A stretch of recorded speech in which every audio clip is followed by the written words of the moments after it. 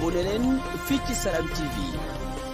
mbokk yi su ngeen bëggee am xibaar yu wér te wóor da ngeen di abonné fii ci Salam TV soo bëggee dara raw la ci Salam TV abonné.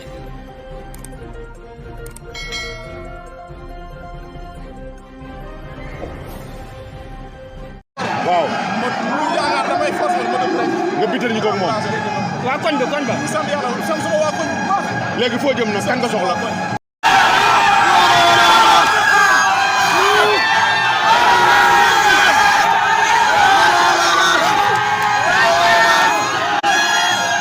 chers internautes ñu leen di nuyu di leen jaajëfal bu baax tey ñu ngi Mbousnakh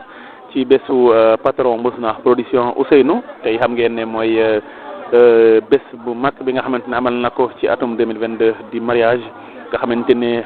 tey nag làmb moo xewle mbër yi teew amateur yi teew promoteur yi teew ménagères yi teew ñu ngi nuyu mboolem ñi nga xamante teew nañ ñoom Biram ñoom Youssou ak champion yi fi nekk yëpp ñoom Mayekoor ñëpp teew nañ tey ci bés bi ndax sport moom bu aaye rek sportif yëpp ay doomu ndey lañ ñëpp ay ñëw teew jàpp ci bés bi ñu toog ak champion boo xamante ne dafa bokk ci mbër yi nga xamante ne ay wolëre lañ ak Mbousnakh production tegal leen combat waaye itam mu ñëw teew ci bés bi champion ñu ngi lay nuyu. waaw maa ngi lay fay per salaam. di nuyu ñi fi toog ñëpp di rafetlu jotaay bi di am contentement ci teew bi ñu teew ci bis bu baax a baax waaw. tey ndax mën nañu xam lan moo waral sa teewaay. waaw suñu teewaay dara waralu ko lu dul suñu grand moo xewle Ousseynou di suñu grand di suñu xarit di suñu lépp nga xamante ni depuis ñu ñëw si écurie bi ba léegi nekk lu tuuti ci kanamam la boobu amaguñ sax licence fa lañ daan nekk di ànd ak moom di daanoo ko jóg ba yàlla def ñu am licence ba commencé bëre mu def yàlla def suñ premier combat moo ko tëgg ba suñ 4e combat instant bi taxaw na aussi tamit moo ko tëgg daal. waaw kon kooku tamit moom mënuñu lu dul bisam la am tamit nit ku ne amoo lu dul sa bis ñun tamit kon moo tax ñu bàyyi suñu te yëpp ñëw delloo si ko njukkal daal parce que wax dëgg yàlla bu ñu xamee ci lamb de sang yi moom la waaw ndax koo xamante ni sa premier combat ba sa 4e combat mu lay tëggal kooku sa nit la pour man ko waa te xoolu ci dara wax dëgg yàlla ndax daf may defal loo xamante ni sax loo xamante waxatuma la lamb sax mais moo ëpp sax lamb pour man ko waa parce que lamb ji paase gis nga ni mu demee bari nañu ko doon bëre ñoo ma jiitu si lamb sax mais teewul daf ma wutal drapeau defal ma spécial bi ma fi mujjee bëri tamit encore spécial laa bëri te loolu tamit bëri na ñoo xamante ni ñu woon ci journée bi ñoo ma jiitu si lamb foofu kon ma jàpp ne loolu noonu yëpp pour bëgg sama avancement la daal moo tax dama wax ci sant amuñu fayam lu dul daal comme lii mu am bisam ñun ñu ñëw teewal ko ci daal wax dëgg yàlla di ci kontaan trop daal si ñëw gi ñëw fii si Mbousnakh. voilà dafa tout d'abord bi nga ñëwee gis mbooloo mi tey lan nga yëg. waaw bettu ma woon parce que xam naa borom bis bi ni mel quoi man moom mbooloo mi wax dëgg yàlla bettu ma woon xamoon naa ne dina fekk mbooloo ndax ñun ñi ci suba lañ naroon a ñëw mais xam nga rek xew yi ñoo bëri tey dafa am fu ñu jógee ñëw fii nii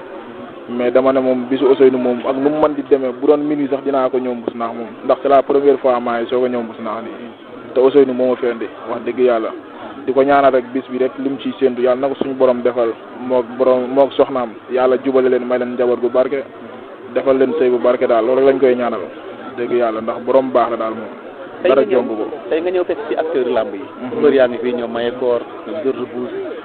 gis nga ak amateur yi ñoom Youssou lan la def ci yow am tant que mbër. waaw kontaan rek ndax bi ma ñëwee gis fi journaliste yi gis fi waa axlu lamb daal laa ko gis nga xam ne kon lamb tey moo xewle kon damaa kontaan parce que su ma sañoon moom fu ma nekk rek dama fay gis sama mbokk ñoo xamante ni waa lamb lañ te tey loolu laa fi gis fi ma toog nii loolu moom bokk na si li ma neex trop wax dëgg yàlla moom waaw ñu koy kontaan trop di si remercier waale gars yëpp wax dëgg yàlla teewaay bi rafet na lii rek la nit moom ku nekk amul lu dësam te ni ngeen taxawee bis bi nii wax dëgg yàlla rafet na macha allah waaw loolu rek la. tey ñu bëgg a dugg ak yow rek tuuti rek ci suñu occasion bi ndax mën nga fàttali ñu lay seetaan yan jamono nga dugg ci làmb. waaw man 2022 bii passé le 2 janvier bii passé laay soog a bëgg ak arène mooy sama premier combat ren. 2 janvier. le 2 janvier. kon maanaam defaguma sax at ci làmb. defaguma sax at ci làmb bëri naa ci nag 3 combats am naa ci 2 victoires ak benn défaite instant maa ngi sama 4e combat nag waaw wax dëgg yàlla at sax defaguma ko ci làmb mais ñëpp ñu ngi koy sant yàlla ndax mel ni ne ñun def nañ ci ay at. kañ nga war a bëre. instant le 8 janvier laa war a bëre. kon maanaam bala nga def at ci làmb bëgg nga bëre ñeenti combat. incha allah rabbi bëgg naa ko neex yàlla suñu borom. loolu noonu lan nga jàpp ne moom moo la may loolu nga dugg le 2 janvier n'est-ce pas. waaw léegi le 8 nga war a def at. nga war a bëri ñeenti combat. waaw dara loolu dama jàpp ne jom la rek affaire bi moom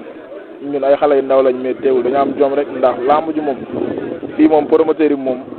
wax dëgg yàlla moom na ngay mobiliser rek di wane jom rek loolu la ñuy xool rek te wax dëgg yàlla tàgguñu suñ bopp mais ñun moom wax dëgg yàlla nag ku ñu ñam di ñu ñamaat quoi depuis ñuy bëre mbapat nag ba léegi nomee sax ku ñu ko mos a tëgalaat nga ñu parce que dañuy indi mbooloo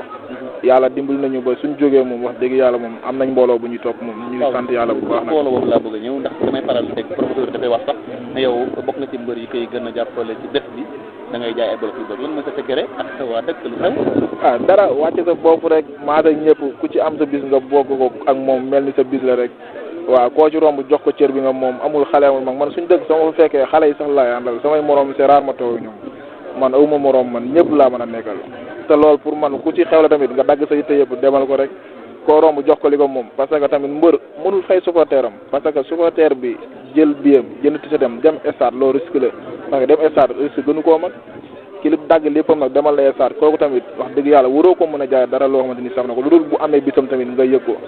su ko defee loolu noonu pour man mooy secret bi ko waa di indi mbooloo yi man de damaa wàcc sama bopp jox ñëpp cër mag ndaw xale góor jigéen tout ñëpp dama leen def comme sama bopp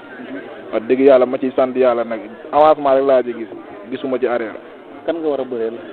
Mbaye Feugeule laa war a bëreel. Mbaye Feugeule xam nga ko. xam naa ko. bu baax xam naa ko bu baax. ginnaaw gis yi ma def ci Mbaye Feugeule dégg naa ne moom xeexkat la. Mbaye Feugeule du xeexkat day xaar moom défenseur la. attention te man attaquant la. ah bon man seraan kun yéen xam ngeen bu baax li may wax man sama combat mosul passé 2 minutes fii nii sama 4 combats arène yëpp mosul 5 minutes. li ngay wax nii moom dina ko dégg de. loolu laa bëgg mu dégg ko mu waaj na ko wax rek lu mu waaj doyut ñun ñu ngi pare faral di wax ne jël dem day négocier ay combat am. waaw loolu waxu gars yi la nii rek mais adversaire yi fi mos a jaar xam nañ ndax dañuy négocier wala négocier wu. jël dem mbëru face à face la. waaw ñun moom face à face dañ koy neexal moom parce que loolu moom ak lamb ñu ànd ak promoteur bi day soxla loolu. waaw man damay bëgg mbër mu ma amal contrat ngay wax comme man ñu koy neexal bu lamb jaan ak wax ji moom dañ koy tege na le jëf moo fa des mais wax ji teegul ñu ngi jëf loo xamante ni moo ëpp sax solo wax ji billaahi. kon yàgg Mbaye Feugeule loo nar a def jël da nga nar a jël def. maa ngi Mbaye Feugeule daal li ma nar balaa dara xew mobiliser di woo sama mbokk yëpp mobiliser bu baax a baax mobilisation bi ma bëgg a indee 100 bi yàlla baax na daal waaw Yomar benn tribune bi dama ko gars yi bàyyil incha allah rabbi maay borom di ko wax na waaj bu baax. benn lii lamb Dakar la du lamb fii nga xam ne saret ngay tàgg ñëw mënoon fekk tribune Dakar. xanaa si daanaka sama premier combat le 2 janvier te loolu premier combat la rek te instant ñu ngi suñu 4e combat yàlla baax na yàlla ñu si yàlla yóbbu ak jàmm rek di nga gis li ma lay wax bu gonee jël dem yi ñëwee di nga xam ne li ma lay wax mooy nii incha allah. gis nga Mbaye Feugeule n'est-ce pas. Mbaye Feugeule gisante nañ gis naa ko bu baax a baax. adversaire yi ma am yëpp te daan naa ko champion la ndax boo bëggee doon champion gars yi il faut nga daan champion moo tax ma jël ko xam naa ne champion la ndaanaan la ndax moo ma jiitu ci làmb mais dara loolu noonu ñun loolu dawul suñu yaram quoi waaw gis nañ fi Pelé ñaa gis nañ fi keneen ak keneen. gisuñu ne yow sa combat Mbaye Feugeule non mënoo woon xaar jël ku gën a yomb quoi. non teewul man làmb dugguma si pour wut lu yomb quoi. billaahi nay métti rek man mosuma am combat depuis may bëri ndox ba léegi ñu ne ma kii yaa ko man ki nga jël moo la man moo la doole rek laay dégg te chaque jour yàlla mi ñuy suturaal loolu rek laay dégg mais loolu gis nañ ko moom loolu dara. donc lan ngay tàggatoo ak lan ngay wax Mbaye Feugeule. waaw li may tàggatoo dara di sant sama grand bi ma àndal bu baax a baax lépp jël dem moom la quoi tey jii ku ma xam ci làmb tamit lépp moom la sama làmb lépp moo ko géré instant bi këram la ma yóbbu lépp lu war man si man mi ngi koy def entraînement rek la ma sas barki alxuraan di ko ñaanal li bëgg si àddunaam moo ko xam yàlla na ko yàlla defal saa nga ni otoom la taal dama nañ dem xew moo ma taal otoom andi ma nii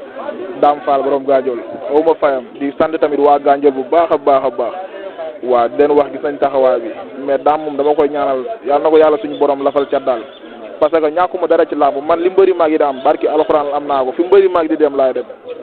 te sama dërëm du ci dugg billaay walaay otoom lay taal ne nañ dem kon loolu ku la koy defal amoo fayam ñi may wax ak yow moo ma inscrire saal moo ma defal lépp entraînement rek la ma sas këram laa nekk nii falaa laaxo di liggéey sama liggéey barki alxuraan maa ngi koy sant bu baax di sant soxnaa mi Adja bu baax a baax maam loo aussi maa ngi koy sant ñoom ma xuja gaa yëpp di gërëm laat Caaru Gétoo tamit mi ngi kër ga moom mi ngi jàpp ci affaire yi bu baax a baax a baax di bëggee waa croisement Ngoundiane yëpp ak waa Gelor sama dëkk maa ngi sant ñëpp di bëggee ñëpp di wax samay fanti nañ ma xaar nañ waaj bu baax a baax incha allah yàlla baax. merci beaucoup ok jërëjëf merci beaucoup jërëjëf.